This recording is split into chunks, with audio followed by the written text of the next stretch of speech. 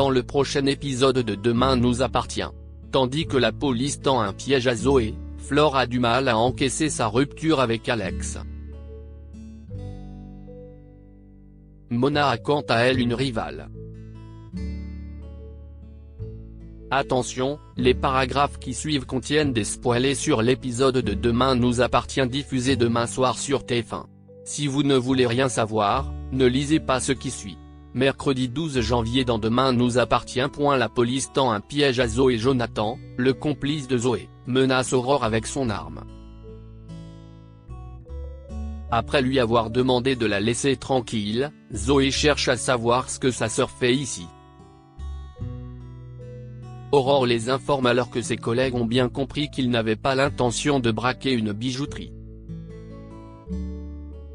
Par la suite, Zoé annonce à sa sœur que Jonathan est son fils et qu'elle était enceinte de Fred lorsqu'elle a fugué 23 ans plus tôt.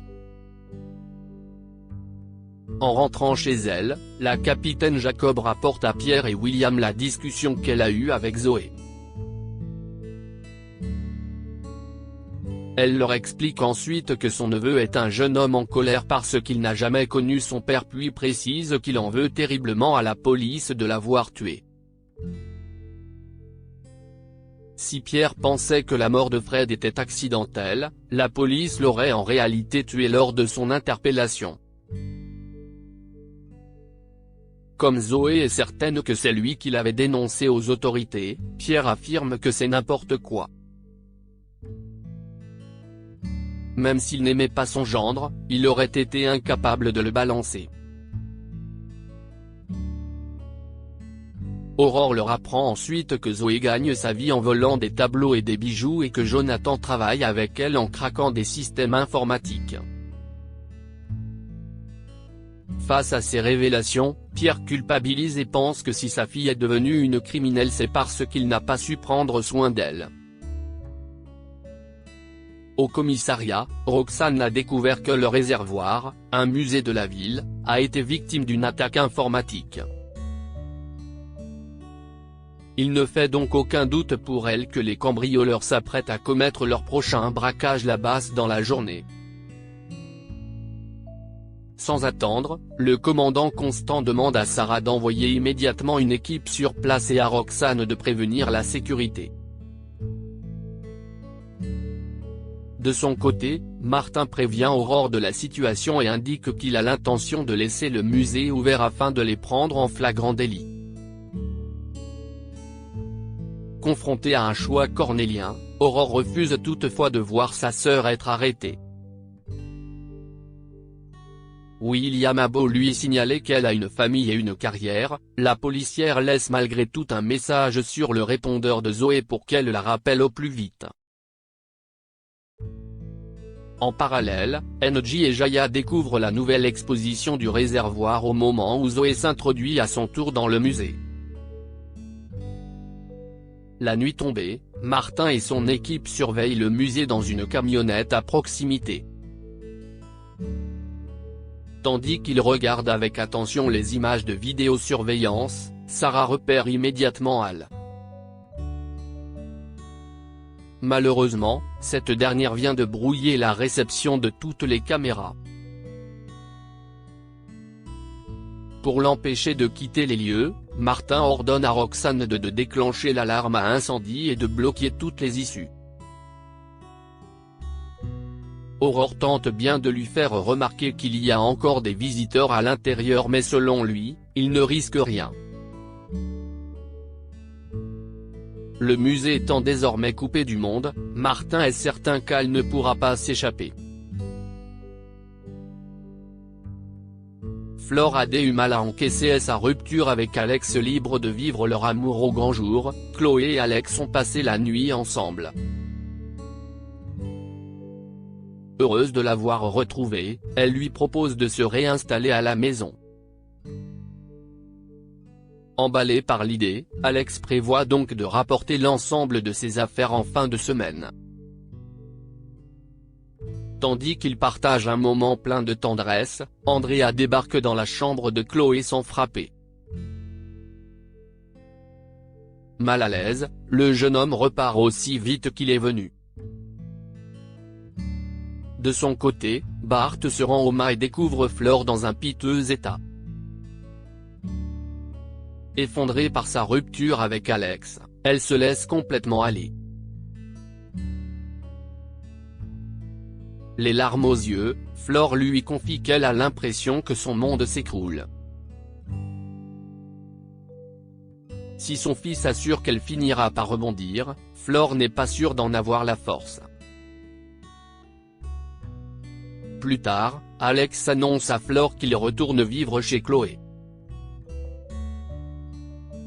Quand il lui fait comprendre qu'il serait bien qu'elle se trouve à un endroit à elle, Flore répond qu'elle en a l'intention mais qu'elle n'en a pas l'énergie pour le moment. Et d'ajouter que leur rupture est difficile, plus particulièrement le soir lorsqu'elle est prise de crise d'angoisse. Comme elle refuse d'appeler Bart, Alex propose de dormir sur place ce soir. Une offre que Flore accepte avant de le remercier chaleureusement. Juste après, Alex contacte Chloé pour la prévenir. Bien qu'elle estime qu'il ne soit pas la meilleure personne pour l'aider, elle se montre cependant compréhensive. Dans la mesure où elle a prévu beaucoup trop à manger, Chloé invite Andrea de se joindre à elle. Le soir venu, Flore débarque dans la chambre d'Alex. N'arrivant pas à dormir, elle le supplie de passer la nuit à ses côtés. Même s'il n'est pas convaincu que ce soit une bonne idée, Alex donne son accord et la prend dans ses bras. Mona a une rivale et comme elle n'a pas réussi à organiser un dîner avec celui qui occupe toutes ses pensées, Mona a une autre idée pour attirer Victor dans ses filets. Les épreuves du bac blanc étant proches, elle s'est dit que ce serait une bonne idée d'organiser une après-midi révision. Lorsqu'il refuse de l'aider, Mona lui rappelle que c'est grâce à elle qu'il a obtenu le poste au lycée. Le père de Timothée saute alors sur l'occasion pour lui dire que ce travail est très prenant et qu'il n'a pas le temps pour l'aider dans ses révisions. Par la suite, Victor rencontre Sophie Novak qui l'informe que le juge a retenu 2 charges contre lui, trafic d'influence et corruption. Il risque donc jusqu'à 10 ans de prison ferme ainsi qu'1 million d'euros d'amende. Après qu'il l'a interrogé pour savoir comment il allait pouvoir s'en sortir et récupérer ses liquidités, l'avocate répond qu'elle a déposé une requête en référé. Cependant, tant que la date du procès ne sera pas fixée, il sera difficile pour elle d'avancer. À ce stade, Sophie aimerait que son client travaille son image afin qu'il élimine son attitude arrogante. Seulement, ce dernier estime qu'il fait déjà assez preuve d'humilité en étant l'homme à tout faire du lycée Agnès Varda.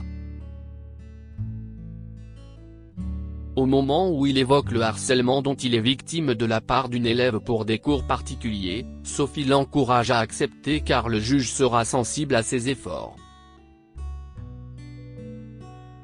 Leur discussion est interrompue par l'arrivée de Raphaël.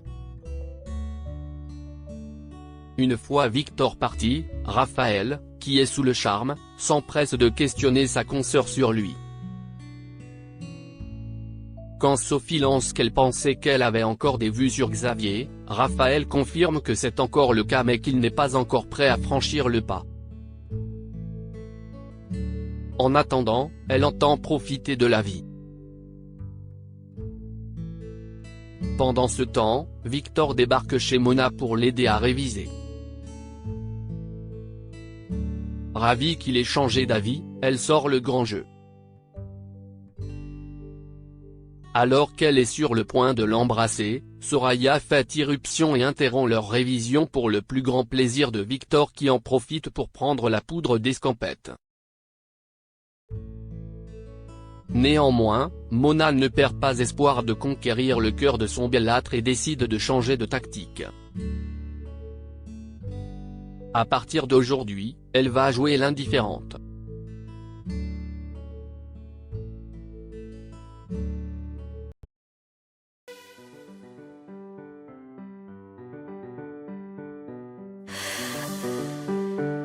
The man I love just